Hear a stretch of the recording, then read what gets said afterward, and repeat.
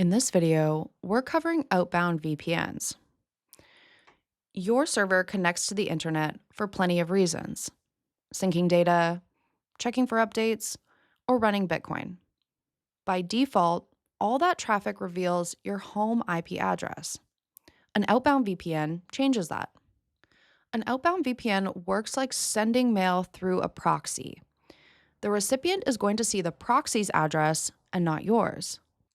You can use it to hide your IP from external services, stop your ISP from monitoring your traffic, or route sensitive services like Bitcoin through a VPN while everything else stays on your normal connection. StartOS uses WireGuard for outbound gateways. So, whatever provider you pick needs to support WireGuard config exports.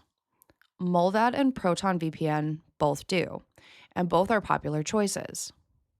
But if you're already running StartTunnel, the virtual private router you run on your own VPS, you can use that as your gateway instead. StartTunnel also handles inbound traffic, which commercial VPNs can't do. Here's the video to set up StartTunnel. To change your outbound VPN, you first need to have added a gateway.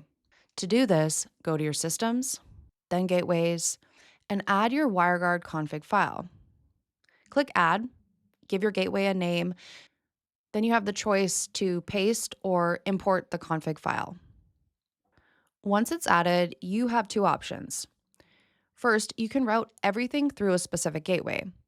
So still here under Gateways, there is the outbound traffic toggle. You can switch it from auto to the gateway of your choice. The second way is per service.